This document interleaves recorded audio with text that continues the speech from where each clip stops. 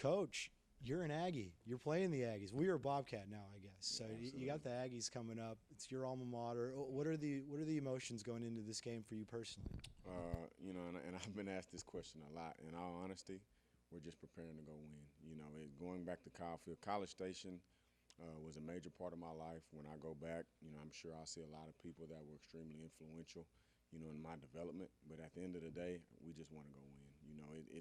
It's not going to be any more sentimental to me than if we're going down to UTSA or Troy or anywhere else.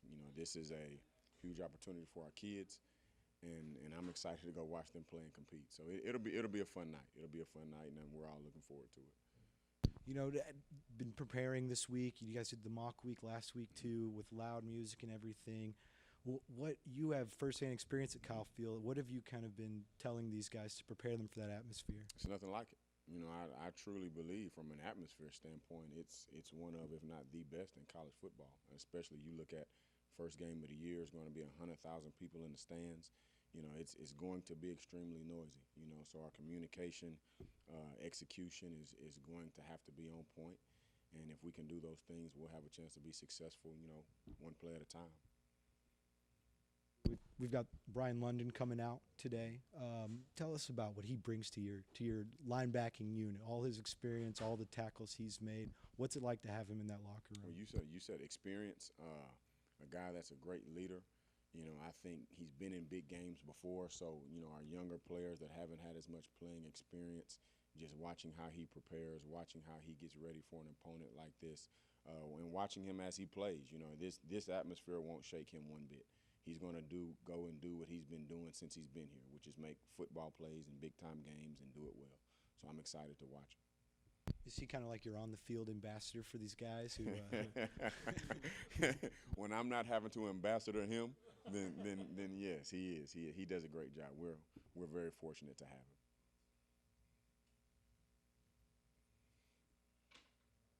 So, Coach, tell us a little bit about what you know about the Texas A&M offense and what you're expecting from them. Of course, you got to start with the quarterback.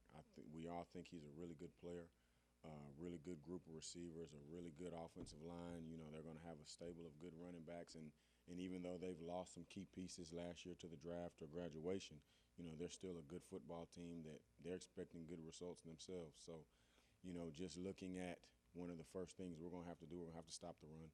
We've been talking about that since we started preparing for this team. Eliminate big plays, and we can't beat ourselves. I truly believe, our team truly believes, our head coach truly believes that the number one opponent is going to be us. If we can do what we're supposed to do efficiently and effectively, we'll look up in the fourth quarter and expect to have a chance to win the game. How ready do you feel like your team is? You said how? Excuse me? Ready? I think we're ready. As ready as you can be. Week one, you've went all spring. You went all fall camp practicing against yourself. Everybody's ready to see some new faces and a new atmosphere, some people in the stands. So the kids are excited. The coaches are ready. They're prepared. Now it's just we've studied for the test for weeks. Now it's time to go take the test. So let's see how it goes. And so what are you expecting out of your guys?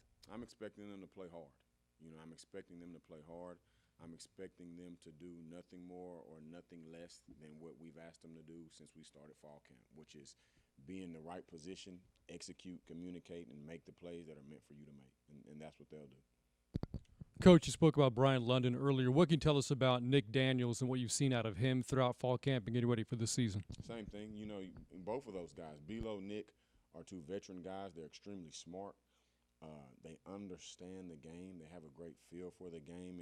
And luckily for me as a position coach, we're putting two guys out there on the field that won't be shaken by this atmosphere or this environment or whoever the opponent is. They're going to go play, and they're going to play well. And so I'm excited to see that. So, what Nick brings is Nick, I tell people all the time, is one of the most confident people I've ever been around. He wants to be and thinks he's the best linebacker in college football. And so he wants to try to prove that every snap. And so it's those two guys are going to be big for us, and they're going to play well. I'm excited. In a 3-4 defense, just how important is it that the two linebackers complement each other in the inside like Brian and Nick do? They're about as important as it is to have headlights at nighttime. I mean, we got to have them. And the communication and getting people aligned and executing certain blitzes and recognizing certain formations.